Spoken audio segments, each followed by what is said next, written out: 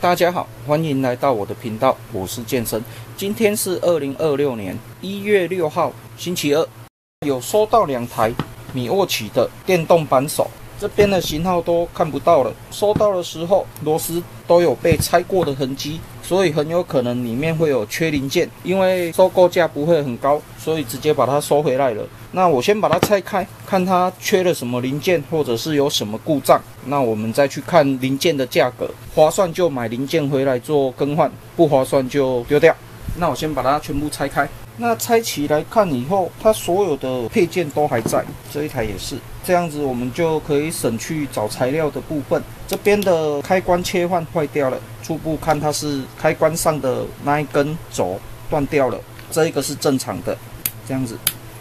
OK， 那2台只要有1台是好的，那我們收這2台就不算虧錢。那如果控制板是好的，馬達是好的，我們就可以賣控制板跟馬達。那我先插電看看哪一台是正常的，我們就將哪一台清潔乾淨。接下來我們插上電池測試看看。哦，這一台聲音這邊有一點奇怪。正反轉 OK， 開關 OK。後續我們來檢查一下是什麼聲音。那這一台 OK， 這一台就感覺很好了。那這樣子，我們先把它清理乾淨。那看哪一台操作起來的聲音比較好聽，我們就換哪一台。那很慶幸，馬達跟控制板2台都是好的。那2台我就直接先進行清潔。那清潔我們就是噴油。那我這邊已經將零件大致上全部清好了。目前看起來這一組外觀狀態會比較好一點，所以我們就先組這一台起來就好。外殼外觀的部分，我會先用汽油全部噴過一遍，把一些油垢、油污溶解以後吹掉，然後再噴 WD-40，然後最後把它清潔乾淨，這樣就可以了。電機的部分，我是直接用 WD-40直接做噴塗清潔。那你如果會擔心橡膠有腐蝕的問題，那你可以去買專用的油污清潔劑，然後清完以後再過水，這樣就可以了。那我長期這樣子做，我不覺得有什麼問題。那接下來我們就把它組裝回去，板子要先卡到這個凹槽，然後再固定上去。轉子要裝之前，先確認一下賠領有沒有問題。如果沒有問題，我們就可以直接把它裝上去。接下來我們直接將整組電機裝上去。那你自己在拆的時候，你就是稍微記一下每一個線的位置。接下来把這個裝上去，它是要對應到這個孔洞裡面。電池插槽這邊，它後面需要裝一個彈簧。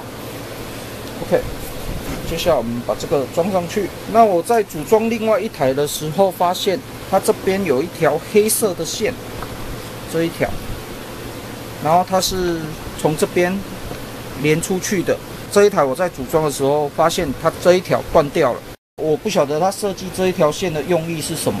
我個人覺得這一條線它的作用好像不是很大，那就單純一條線，然後拉一個固定的接孔這樣子而已，感覺作用好像不是很重要啊，所以我先維持這樣子就好。那我繼續把它組裝回去。那我已經將垂箱內的零件全部都拆起來清洗乾淨了。本來是要留這一組做對照，結果沒想到這一組很乾淨。那我本來要換這一個，因為它裡面可以裝一個起子頭的，這一種不行，這一組太大了，所以沒有辦法換。那不能換的話，我們就用原先的，裡面這個鐵環不見了，到時候再裝可能會裝不緊，不過也沒關係，以後有找到其他的，我們再把它裝上去。接下來我们要上一點耐高溫的黃油，就適當就可以了，稍微填滿就可以了，盡量每一個部位都有添加到油，這樣子。加太多也不好哦，所以你不要加太多。那這個就要靠經驗了。然後這邊加一點油，然後齒輪環這邊有凹進去的，朝上，然後直接對應每一個孔位，稍微搖一下，這樣就進去了。然後進去以後，我會稍微把這邊的縫隙填滿，大概就這樣子，不要太多，那太少也不行。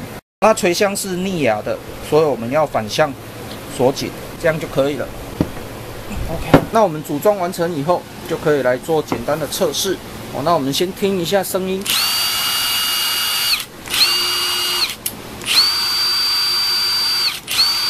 好，確定正反轉沒有問題。這是另外一台正反切壞掉的這一台，我們也聽一下。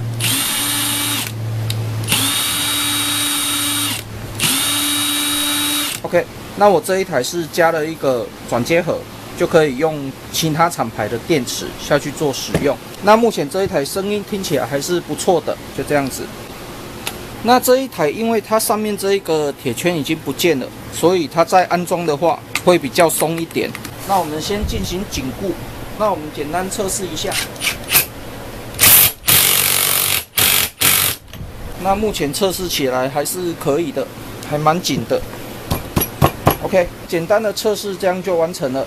那這一台我就可以留着做使用。那這一台我們就等以後看還有沒有零件可以做更換的。那如果到時候有多的，我就會把它抛上網賣掉。當然有一些不影響功能的配件，可能就先不去買這個零件，因為這個廠牌對我來講，它的零件比較難買。那我们最後來做個簡單的測試。那目前只有第二個的燈是不會亮的。那我們先從第一檔開始。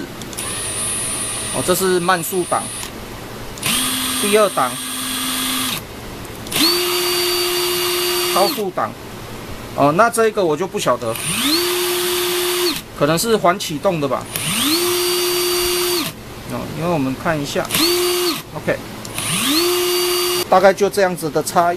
那我這一篇米沃奇的電動扳手回收整理測試分享影片就分享到這邊為止。那如果你喜歡我的影片的話，敬請訂閱和分享，謝謝。